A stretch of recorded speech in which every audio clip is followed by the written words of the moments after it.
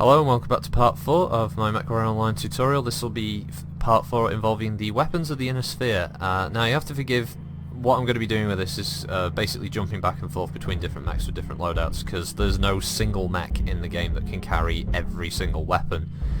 So what I'm going to be doing is breaking it down into energy, ballistics and missile weaponry. So to kick off we go with the smallest of the energy weapons available to the inner sphere, which is the small laser.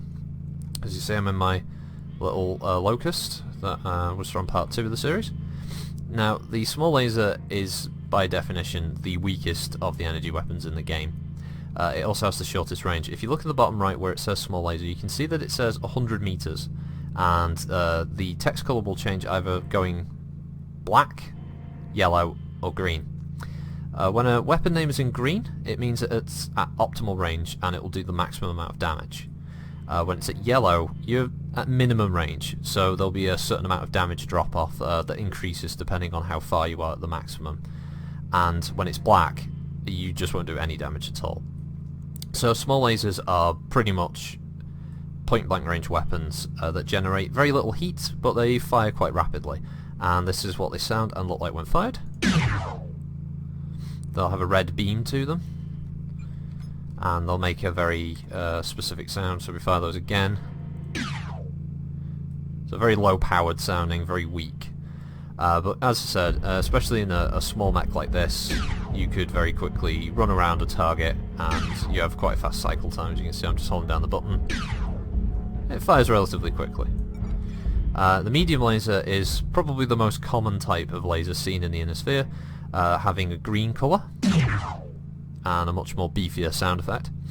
They have a greater range, about 270 meters is their optimal, but they can fire roughly, I think it's 480 to 540 meters without modules that will increase the range, and thus it makes them one of the more jack of all trades type weapons. They're a good backup. They weigh about a ton each, compared to a small lasers will weigh half a ton. These are great for just making up the numbers in your mech, and the heat isn't too bad. As you can see there, just generating roughly about 10% heat when standing still, and when moving at full speed, yeah, going up to about 15%. Cycle time is a little slower than the small, but they'll do about 5 damage compared to the small laser's 3. Next up is the large laser. Again, by the name, it's the biggest, best range, and the most damage, but also the trade-off is it has way more heat. Large lasers have a minimum range of 450 meters, so generally good distance for hitting targets, and a maximum range, I think it goes up to about 675, maybe 700 meters. This does roughly, I believe, 7 or 9 damage. It can scale depending on distance. So if we fire it, sounds very cool, with a very bright deep blue colour to it as well. But as you can see there with the bar, it has quite a low cycle time, so don't expect to be firing it all too often, and again, firing more than one of them will generate a lot of heat. Next up we have one of the largest of the energy weapons, the PPC, or particle projection cannon.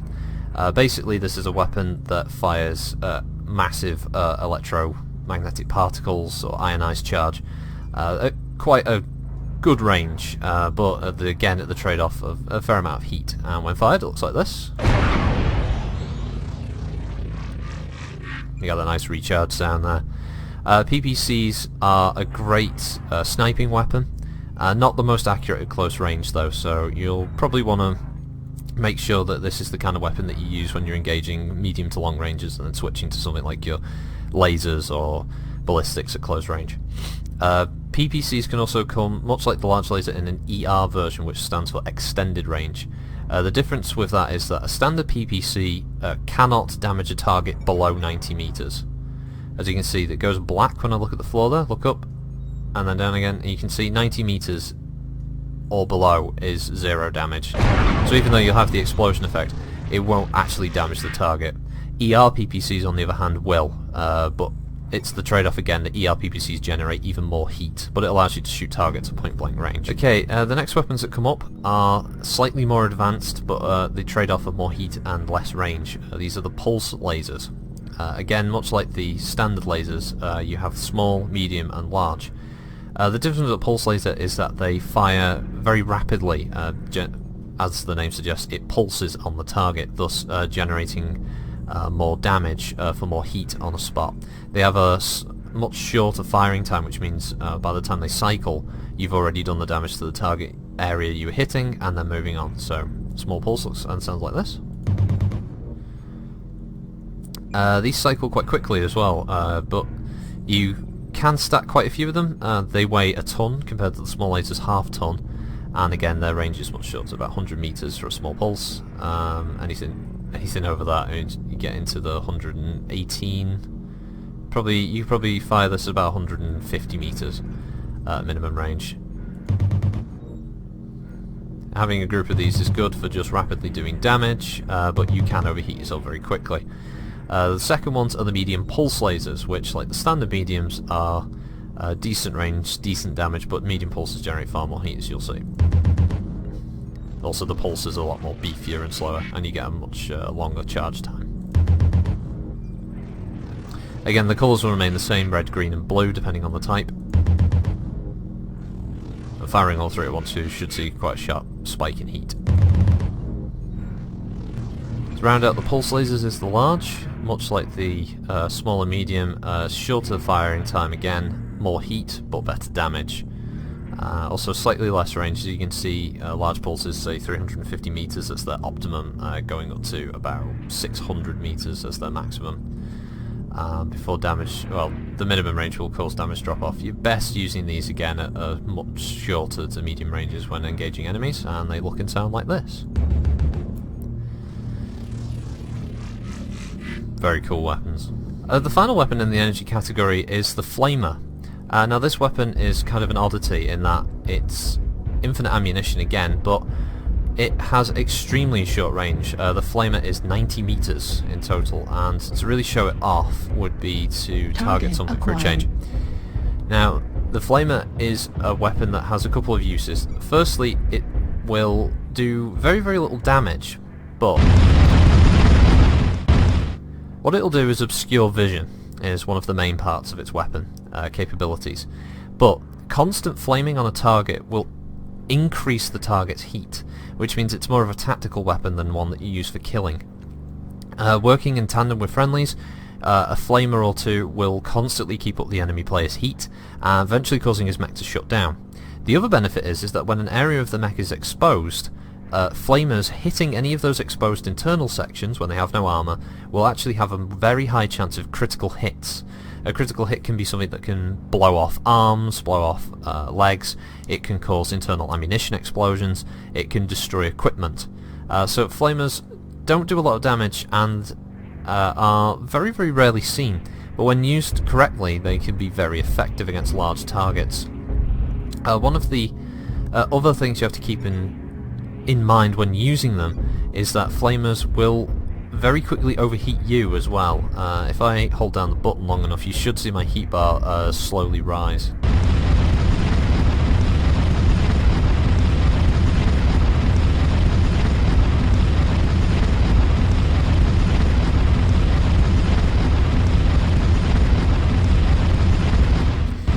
As you can see, past a certain percentage, the heat bar, although starts very slowly, once it hits about 50% heat will rapidly increase up to the maximum of 100 and will shut you down. So although it's useful to keep the flamer on the target, you also have to be aware of your own heat when using them. Next up is the first in the heavier ballistics category, which is the good old AC-2. Now the Autocannon 2 is a very, very long-range weapon, much like the PPC can be used for sniping, but difference is it's ammo-based and uses a fair amount of ammunition per shot. You can't fire these for very long because their firing time is quite high, their cycle time is quite high, their damage by comparison is quite low. The numbers on any autocannon or AC represents the damage each shell will do, so a 2 does 2 damage per hit.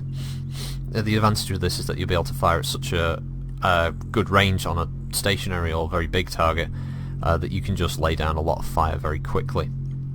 The heat generated isn't too bad, and as you can see, 720 meters, I think going up to about 900 is pretty good. Let's see, roughly 1,000 meters is where the AC-2 will get. damage from. So here we go, firing it.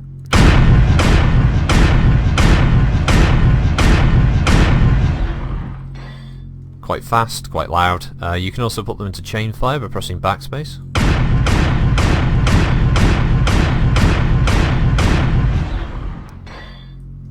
I quite like these weapons. They're good on some medium mechs, but a lot of heavies tend to carry them, like this Jaeger mech. As I said, they won't be doing as much damage as the bigger cousins, but they're certainly good for suppressive fire and also wearing down targets at range. Next up in the ballistics category we have the AC-5. This could be counted as the equivalent to the medium laser in the sense that they both do 5 damage and they both have relatively decent range, although the AC will have greater range than the medium laser. The drawback is obviously it's ammunition based, so it will require room inside your mech to house the ammunition.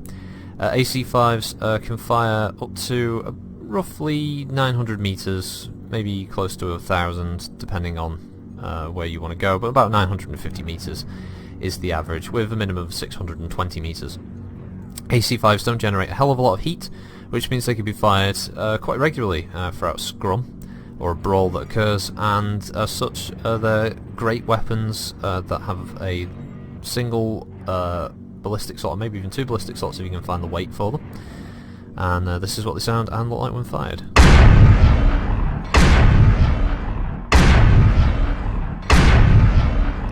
In chain fire.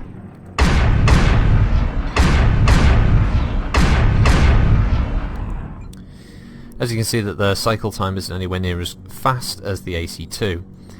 It does have the benefit of obviously the better damage compared, so they're relatively useful weapons on the field. The other weapon that going up from the 5 is the 10. Now the AC-10 is a pure brawling weapon, firing at the exact maximum range of the medium laser of 450 meters as optimal, having a much shorter range by comparison, only having a roughly 800 meters if you want to do about 4 or 5 damage a shot. The AC-10 fires a lot slower, but has the massive bonus of doing a solid 10 damage per hit, and the fire rate isn't too bad, so this is what it sounds and looks like.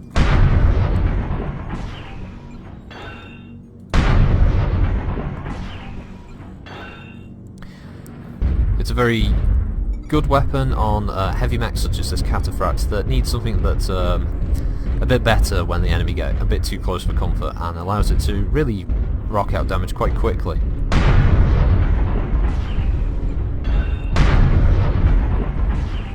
To round out the biggest and the baddest, the standard AC weapons, you have the AC-20, as the number suggests. It does 20 damage per hit on an incredibly short range of 270 meters. Which is the optimum range for medium lasers, which makes it a good companion for the medium laser when you want to fire them both at the same time. This weapon sounds and looks like this. Nice, very impressive. It can ruin the day of any light pilot and can very quickly wear down mediums and heavies. Really the only mech that can take any sustained fire from an AC-20, and that's only briefly, is an assault mech, and even they don't want to be hit by AC-20s regularly.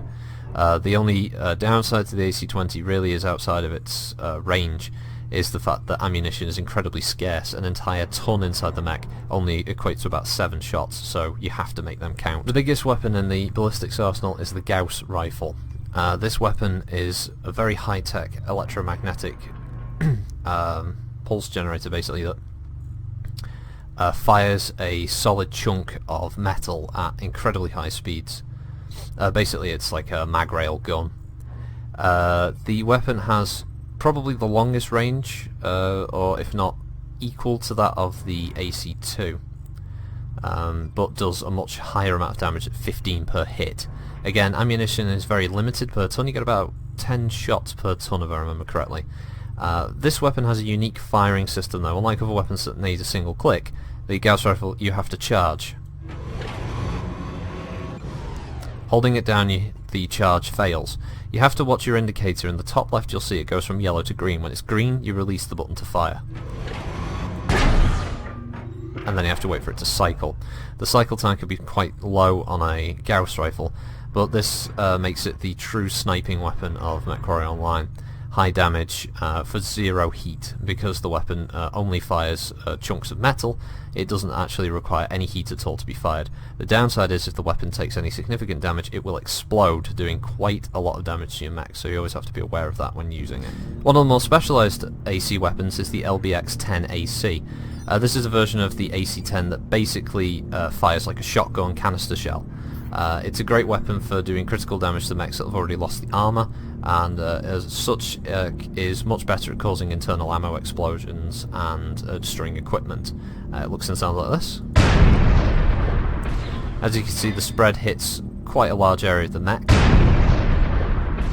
but the downside is it's not quite as accurate as the AC-10. Aiming for the left torso might not necessarily put all the damage, as each shrapnel piece does 1 point of the maximum 10. And some of them, as you can see in that shot there, can actually miss and hit the ground around the mech. It's a great weapon for just doing splat damage across large targets, or very good at legging small targets as well. One of the other specialised weapons of the Inner Sphere is the Ultra AC-5. Much like the LB-10, it's a advanced version of the standard AC-5. The weapon is capable of rapid fire, with each shot doing exactly 5 damage. The downside is the weapon can jam. It might actually happen now when I fire, but let's see.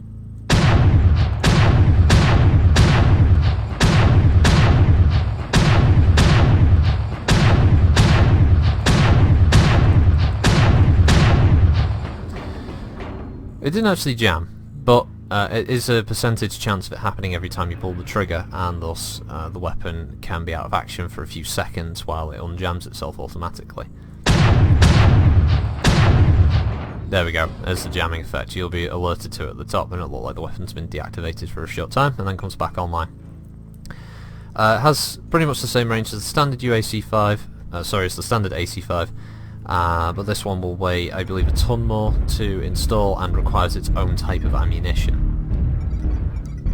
The final ballistics weapon I want to showcase is the machine gun. This is another weapon that generates 0 heat, but has, much like the flamer, a very, very short range.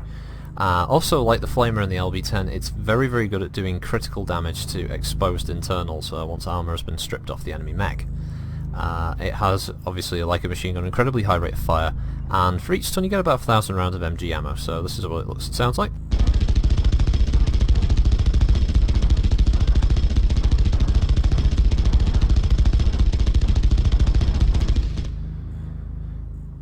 You see, the armour damage even on this little light mech isn't particularly high considering the amount of machine gun fire that went into it.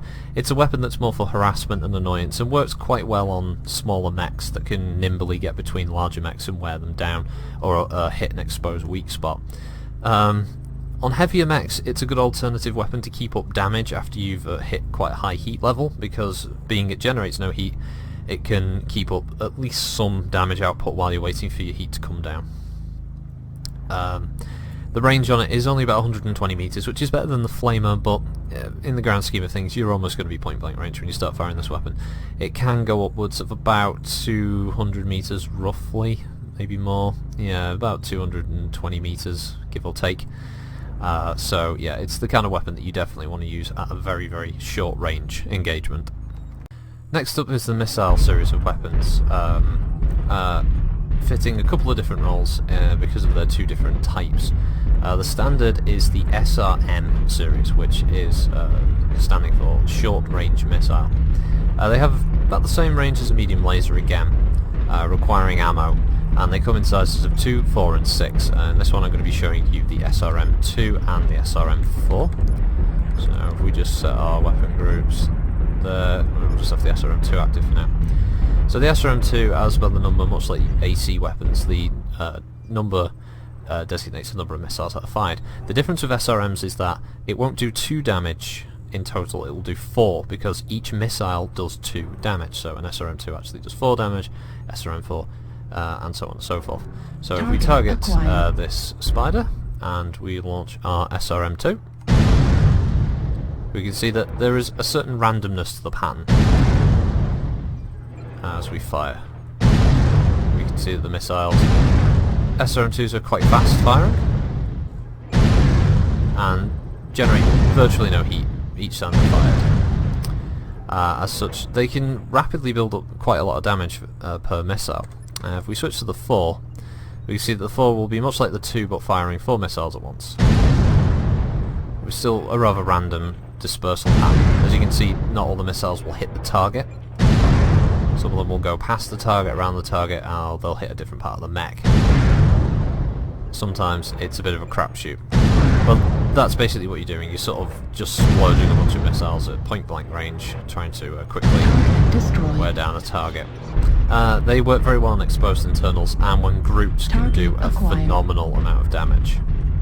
The largest of the SRM packs is the 6. Now, much like the 2 and the 4, this launches 6 missiles at the same time, doing a maximum of about 12 damage per hit. Now, you'll notice though that this one has Artemis written next to it. Artemis is an upgrade system for missiles, both SRM and LRM. Artemis on SRMs will tighten the spread. So where you saw the 2 and the 4 sort of warping around the target and missing, a 6 will do this. And give a much tighter spread of the missiles. This is what Artemis will do. Now, obviously, it's still quite wide, but I'm hitting with a majority of the missiles rather than a majority of them just kind of flying out in different directions. Artemis is a great way of making sure that if you have 3 or 4 or maybe even 6 SRM packs all together, they will be largely hitting the same target and focusing fire on one weakened spot for you. The SRMs fired at range have, as you can see, a much tighter spread, and generally hit the area I'm aiming for. SRM6 obviously have the lowest of the fire rates of the SRM packs, but they do pack a way bigger punch and require about a ton of ammo for about 100 missiles each. Obviously you're firing 6 of them per time, so make sure you take that into account when you're mounting multiple SRM packs at the same time. Now we're up to LRMs. This is the LRM5, the smallest of the LRM weaponry. LRMs work a little bit different from SRMs, whereas SRMs are dumbfire weapons that need no lock. LRMs really can only hit a target when you're locked with the 2 red circles you can see here. A couple of little sort of wrinkles of the LRM system is that Innosphere LRMs need to fire at about 180 meters minimum. If you go below 180 meters, this happens. Right, so as you can see there, just under the percentage of fire, no damage. Missiles don't hit. This is because the warheads haven't had time to arm on the way to the target. Now if I fire at 183, I do damage. LRMs are not an accurate weapon in the sense that they won't hit any particularly exposed target. They're more of a splashing weapon that are good at peppering foes that have been targeted, and fired in conjunction with a teammate who might be spotting for you, you can do a fair amount of damage relatively quickly. It's not unusual to see mechs that are almost built entirely around firing LRM systems at foes and can very, very quickly wear them down. Another difference with LRMs is that yes, it's an LRM5 and it only does 5 damage. Each missile does 1 point each. And depending on the size of the target and their current movement, not every missile will even hit. Some will hit the ground, some will hit the target, and so it's more of a barrage weapon that requires a lot of ammunition to make them viable in matches. A singleton will give you about 180 missiles, which isn't a hell of a lot, especially when you start firing them in groups of such as multiple LRM-10s, 15s, or even a couple of 20s, will very quickly drain your batteries and missiles. Continuing with the LRM series, we have the 10. The 10 basically fires twice what the LRM-5 does, firing about 10 missiles per barrage, and as such you can have a much quicker damage cycle, but obviously it's a longer time to reload. As you can see, there's a fair amount of damage. Zoom in and boom, see them hit there. Obviously you have to be aware that instead of firing 5, you're also draining 10 missiles from your available ammunition source, so you can again very quickly run out. You only get about 18 shots per ton with an LRM-10. Now the LRM-15 is much like the 10 and the 5, just an extra 5 missiles being fired, but this is an example of it that can be fired with the Artemis system. Now SRMs of Artemis tighten the spread, but it works a little differently for LRMs. LRMs that are affected by Artemis will have a much faster lock time. You'll see almost less than a second, I'd say, there, on a stationary target. As such, they will track a lot better, and as a result they will be able to hit targets more effectively, and have more of the missiles that you fired actually make contact rather than them being a little bit having a bit of a spread. One of the other things you can do with LRM 15s, if I can, well, anything with Artemis, is Target we have acquired. him over there at 500 meters, and we've got this spider. What I can do is I can dump fire. As you can see, I did damage.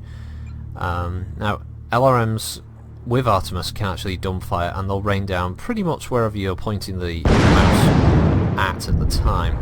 So you can still hit a target without actually having to lock onto it, but it's a bit more of a trick shot than less reliable, obviously, than firing and having them lock, which produces much better results. Just to round out the LRMs, we have the 20, the biggest and the most deadly of them. Most players don't want to get regularly hit by an LRM 20, as you'll hear now. Fair amount of damage can be deployed very quickly. Light mechs do not want to regularly be hit by an LRM 20.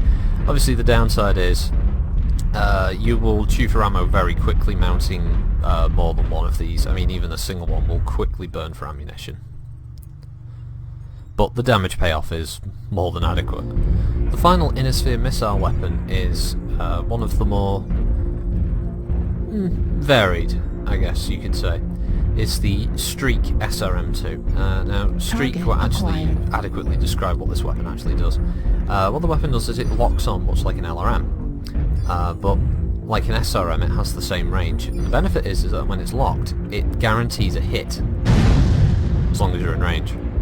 The weapon is useful for striking light mechs that are trying to run around and stay close to you. It means you can pretty much guarantee hits on fast movers. Has a relatively high rate of fire, much like an SRM2, slightly slower than an SRM2, but the payoff is worth it. Plus, sometimes you get missiles that spin around at high speed, but they'll eventually explode. It's just a minor graphical glitch there. The weapon takes up about 1.5 ton compared to the SRM's standard 1 ton, and is only a single slot. Useful weapon for light hunting. And that rounds out the inner sphere weapons selection.